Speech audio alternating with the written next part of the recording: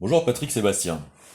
Euh, je ne vais pas user d'un ton péremptoire parce que ce n'est pas la texture et la tonalité de ce qui m'anime dans cette réponse.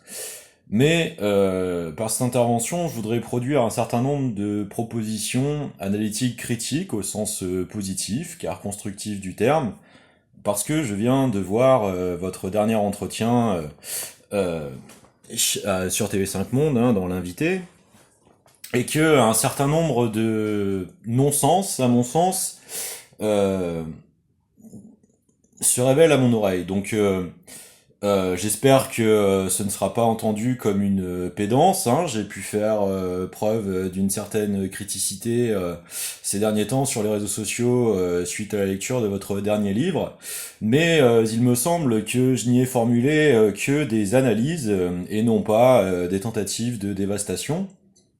Donc c'est dans cet esprit que je voudrais continuer les formulations de ce qui va suivre.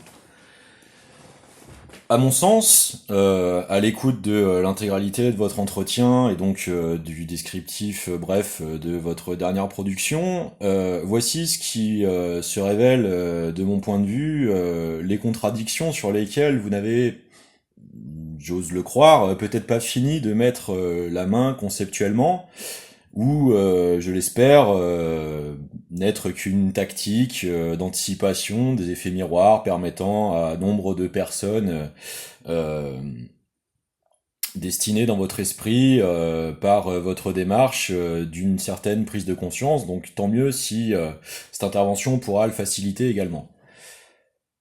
Dans le fond de votre propos, la substance contradictoire non perçue, à mon sens, qui me permet d'essayer d'affirmer votre proposition comme euh, trop hasardeusement imprécise, est celle-ci. Euh, dans le fond de la thématique étymologique de la rhétorique que vous venez de tenir, il y a, à mon sens, l'imprécision de l'articulation des concepts d'injonction contradictoire paradoxale et d'impuissance apprise. Et elle se développe autour des deux autres thématiques sous-jacentes que sont l'emprise et la mortification. Je vais essayer de faire ça rapidement, histoire que ce soit pas un pénible pavé de longues démonstrations, et puis parce que le moment de la situation nationale implique une autre forme de disposition à d'autres enjeux un petit peu plus pressants. Et donc, je vais essayer d'aller un peu vite, et je m'en excuse par avance. Personnellement, il y a quelques jours, j'ai eu une discussion avec ma propre mère, hein, qui est psychothérapeute spécialisée en périscolaire, hein, dans l'accompagnement de la petite enfance et particulièrement dans les phénoménologies de sublimation des afflictions rémanentes de violences subies diverses. Et donc, ce sont des discussions que nous avons depuis des décennies dans le cadre intrafamilial, nourries des retours de ces expériences de service d'autrui. Donc je vous prie de croire qu'elles sont profondément ancrées dans une certaine expertise de la pratique déjà préalable de l'empathie.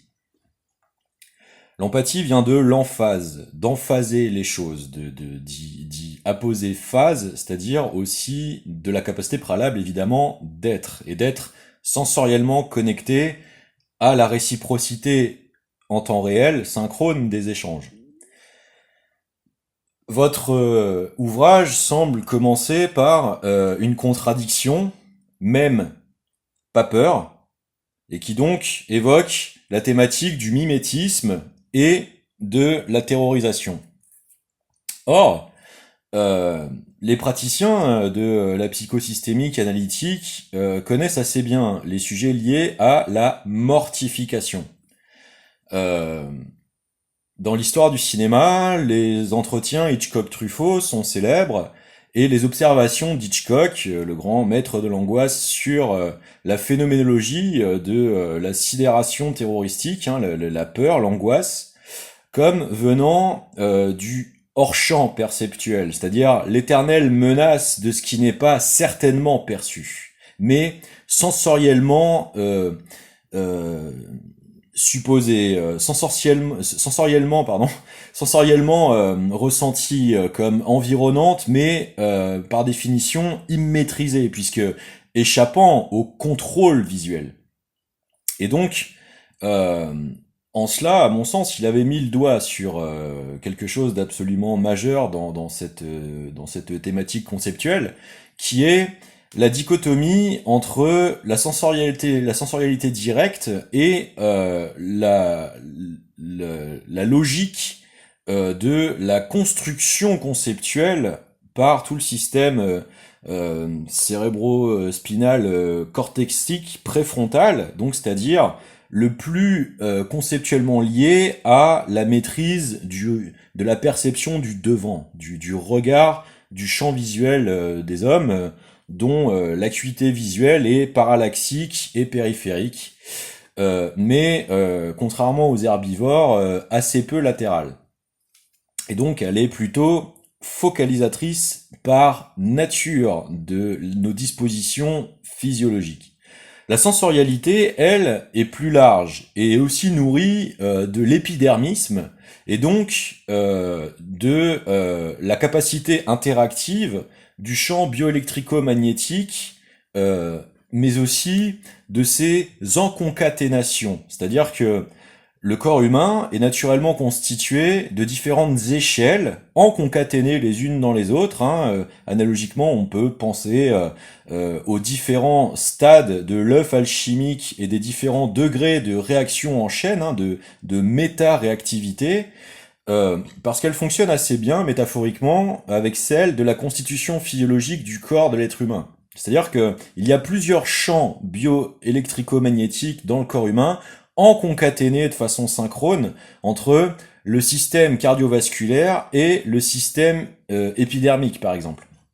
Et donc, ces différents degrés de l'intériorité la plus stricte vers l'interactivité la plus extériorisante sont elles-mêmes une résonance de nos conditions individuelles propres et strictes avec la condition générale de l'existence qui, par définition, est sociale et interactive. Et donc, les processus de mortification sont particulièrement intéressantes dans les analyses des psychosystémicismes des interactions entre cette intériorité propre et cette socialisation. C'est pour ça que les grands philosophes, notamment chez les encyclopédisto-humanistes, ont abouti assez naturellement dans cette démarche de mise en abîme, de dotation encapacitative à l'intérêt général perceptuel et conceptuel, de contrat social et d'hommes bons de nature, dont les interactions peuvent être pervertivistes, parce que pervertis.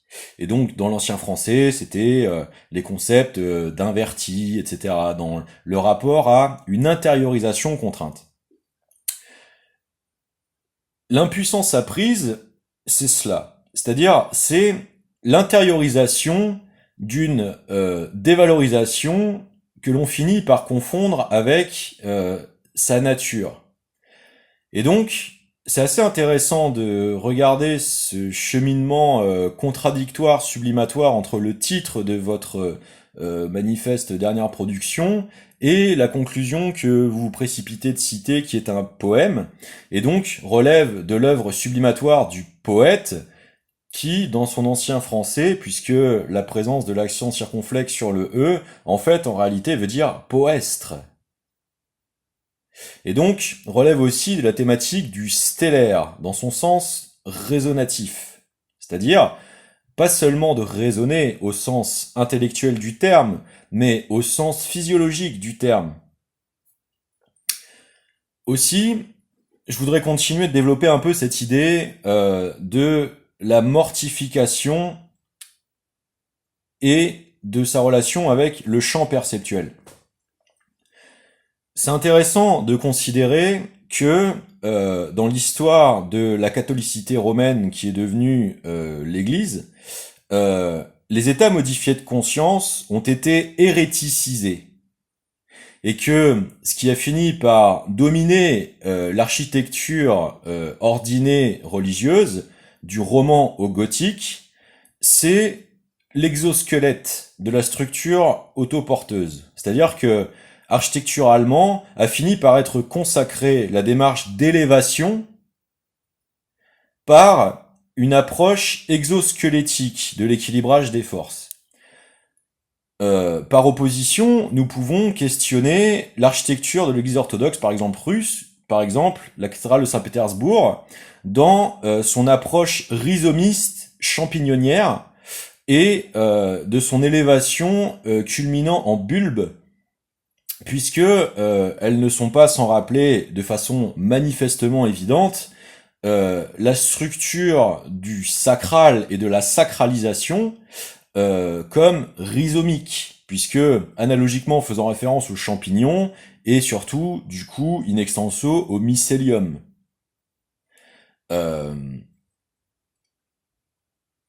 Il n'est pas insensé de raisonner aussi sur les teneurs du dernier entretien de Berkhoff et Dugin, par exemple, à ce titre-là, dans la rhizomicité des profondeurs des processus de sacralisation plus que d'obsession du sacré.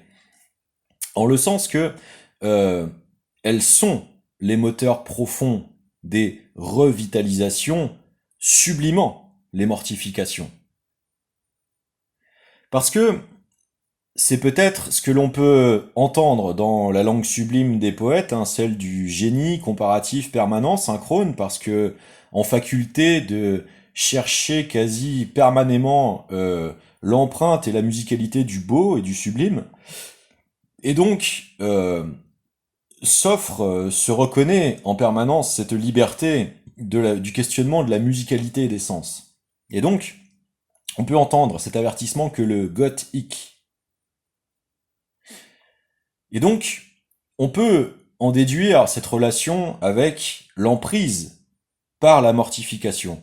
Un autre aspect particulièrement intéressant, c'est celui que, dans la Bible, est écrit noir sur blanc, le corps des morts doit reposer en terre, et le culte du corps des morts est proscrit. Or, nous voyons que, de plus en plus, à l'articulation de la période romane vers la période gothique, les reliquaires mortuaires, mais surtout cadavéristes exhibitoires, ont pullulé. C'est-à-dire que il est de plus en plus été fait passer du tombeau aux reliquaires et à l'ossuaire. Et donc, dans votre entretien, vous n'avez de cesse d'essayer d'évoquer l'organisation du spectacle de la mortification par l'exhibitoire des corps décharnés, donc c'est-à-dire en réalité, en substance, dévitalisés. Et que, malheureusement, c'est ce que je critique, vous y arrêtez à la peur. Mais, à mon sens, ce que vous cherchez à exposer du point de vue de votre volonté d'action envers la dotation au commun d'une capacité de préhension des phénoménologies, c'est la question plutôt de l'emprise. L'emprise comme le corollaire des empires. En substance, il me semble que vous cherchez à parler, et vous m'arrêterez ou m'indiquerez si je me trompe, de l'impérialisation de l'emprise. L'impérialisation de l'organisation mortuaire, de la sidération par la terreur. Et donc, en substance, la mortification des facultés. Je fais ces critiques car, à mon sens, ce n'est pas le moment de essayer de risquer de faire perdre des voix à la gauche. Pourquoi ? Parce que la question de la dotation à la représentativité du commun des compétences d'aboutir l'effectivité d'exercice autre des mandats de délégation, de durer dans le temps et de durer dans la légitimité, déléguer, religuer, relire, relier et gérer, sont la carence, si elle n'est pas comblée, ayant été faite au peuple français, qui doit être sublimée. Sublimée. Et donc, je préférerais que votre volonté d'empathie, de reconnaissance de l'usage possible de votre situation populaire puisse ne pas confondre les questions de coordination et de rapport conflictuel à la hiérarchie formelle qu'elle pourrait prendre. Il n'est pas question de vous soumettre.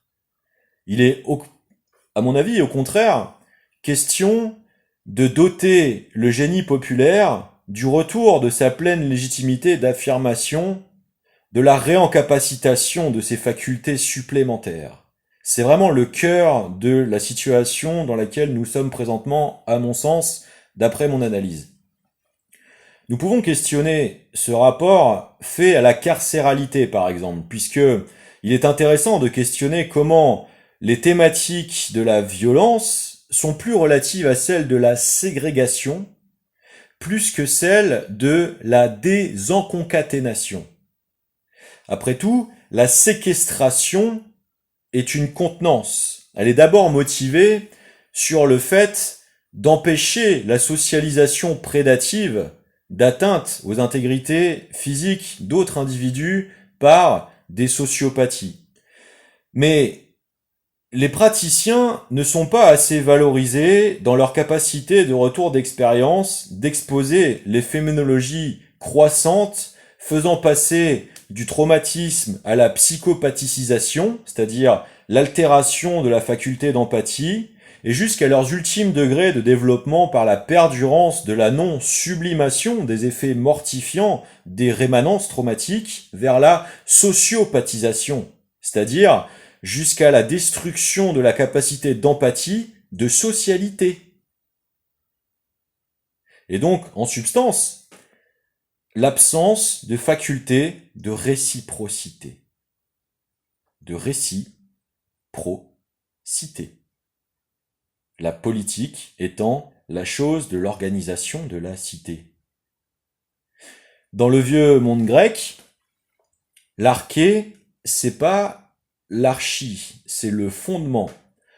Et l'organisation du monde est économicon, qui a donné économie, mais l'ordre du monde, c'est cosmos, qui vient de osmose, osmos. Et donc, les phases intrinsèques de toute vitalité. J'ai pu observer votre malaise à réévoquer la chose exhibitoire d'un certain phallocratisme, mais j'ai entendu aussi votre fléchage vers l'instrumentalisation du rôle de fascination de l'image, de la capture de celle-ci, et donc votre critique légitime de la systémique d'instrumentalisation, en réalité, de l'emprise, de sidération, faite à l'image publique de votre personne. Le raccourci, à mon avis, contre-productif serait justement de ne pas distinguer exhibition et critique de l'érotomanie. Après tout, le cadre dans lequel cela s'est passé n'est pas démontré dans la forme que prennent les accusations véhiculées par la cyberaugmentation du fait tronqué de l'exposition de ces faits, et donc, en ça, vous légitime d'une critique, d'un procès à l'instruction douteuse. Mais, vous voyez comment c'est quand même la thématique de l'exhibition dans sa dimension de contrainte sidérante en lieu et place du sacral et de la sacralisation, qui est la véhiculation des phénoménologies d'emprise mortificatrice. Et donc, c'est intéressant d'articuler tous ces concepts, justement, dans cette démarche de redotation de facultés perceptuelles et perceptuelles critiques, au sens constructif du terme, bien entendu, afin justement de combattre l'effectivité des états de sidération, qui, eux, sont proto-aliénatoires. Aussi, j'ai l'impression que cet entretien n'a eu de cesse de tourner autour de ces imperçus, et donc, in extenso, de ces impensés. J'ose préférer essayer de le dire au risque de me tromper, afin que cela soit le plus utile immédiatement, vous aurez bien compris. Et donc, je voudrais remettre l'accent sur cette belle image. Et si les exosquelettes des cathédrales gothiques avaient en substance, le plus besoin avant tout de refleurir.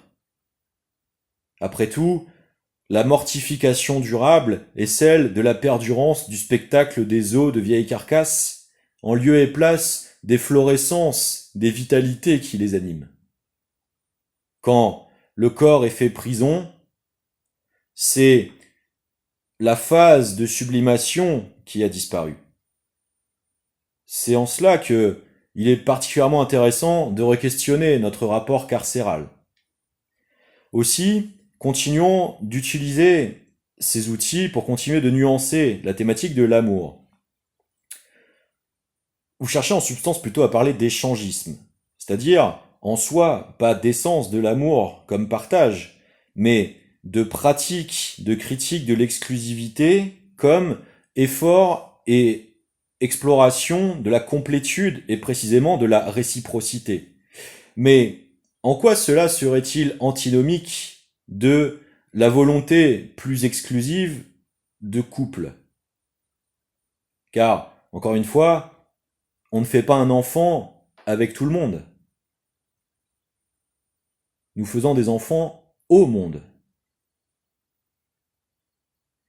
Et donc, peut-être que c'est ce nuancier surtout qui, s'il continuait d'être manquant, continuerait d'être la démonstration de l'aporie de nos subtilités, de nos optionnalités facultuelles. Dans ce que j'ai pu découvrir de votre parcours personnel en me documentant empathiquement envers votre effort de vous exposer vous-même, il m'est apparu que ce sont différentes étapes qui ont l'air de s'être produites dans votre vie. C'est-à-dire, j'ai l'impression personnelle que vous n'avez eu de cesse de vous accuser assez longtemps d'une participation à une imprudence ayant conduit à la perte de votre fruit de votre existence la plus chère que votre fils et in extenso votre filiation. Et c'était à ce titre que j'essayais de vous défendre et de vous accompagner dans la distinction entre la filiation et la race. Parce que justement, cette emprise mortifère aurait pu conduire à une instrumentalisation publique à vos dépens et à votre insu de votre expérience et du coup servir en fait différentes géostratégies qui me semblent être contraires à votre projet. En ce qu'elle continuerait d'organiser à votre insu le spectacle mortificatoire de votre parcours professionnel et chercherait donc à l'instrumenter en place publique, à nos dépens et aux vôtres, du positivisme de ce qu'est essayer de mener une carrière télévisuelle. Pour moi, c'est cela, le venin dans le fruit. Parce que les technologies audiovisuelles ont aussi un autre effet physiologique qu'il faut continuer de rappeler. C'est celui de l'imposition du cadençage des ondes des organes, notamment encéphaliques, par la cadence d'affichage des écrans sur les dalles. Un nombre de documentaires rendus assez difficilement trouvables d'ailleurs aujourd'hui parlaient des effets de calibrage encéphalogramme en direct à l'appui des ondes de fonctionnement des organes et avaient tendance à uniformiser sur le régime impulsionnel permettant la génération et l'affichage des images un impérium de ce cadençage sur celui naturel physiologique des corps exposés aux effets de ces technologies. C'est pour ça que c'est particulièrement intéressant de continuer de questionner ces effets d'emprise et de sidération. Car le génie, c'est la faculté de pluriregard en temps réel. Or, les polyrythmies impulsionnelles intrinsèques au fait d'être en vie, naturellement, spontanément, sont des richesses alter-rythmiques. De la même manière, ce qui permet les excédents d'énergie dans le cas des bobines Tesla, ce sont les régimes impulsionnels apériodiques. C'est-à-dire qui n'ont pas de fréquence stable. Nous voyons actuellement comment une certaine perversité d'un simulacre institutionnel essaye de jouer sur la fibre de la responsabilité pour faire passer surtout l'entourloupe d'une fausse nécessité d'un budget dont en réalité il est imposé à la légitimité économique du commun. C'est pour ça que la question de compétence de perception des propositions économiques engagées est particulièrement prépondérante à celle de l'exercice collectif de la souveraineté véritable, au sens régalien, au sens régaliennement économique du terme. Donc, voilà pourquoi toutes ces clés d'affinage de nuancier me semblent particulièrement intéressantes à vous proposer. Voilà, j'ai pas envie d'en faire des siècles. Je pense que j'ai essayé de pouvoir résumer l'essentiel, surtout un homme qui continue de porter la tradition gitane de la guitare et de la verga negra autour du cou. Et je voulais dire à cet homme d'infinité que Servio la Pachamama tu. Et que c'est le plus vieux devoir du paysan que d'honorer la terre. Et que l'honneur de la terre est avant tout de servir sa musique. La musique de la terre. Et non pas celle de son sang. Ça, c'est le vin. Et c'est le vin de messe. Mais les églises ont blanchi parce qu'elles se sont laissées perdre les options des infinités des palettes de leurs couleurs. Et cela, c'est s'être suffisamment laissé mortifier jusqu'à la cadavérisation mimétique du lien sacré, sacral et sacralisant aux osmoses du vivant.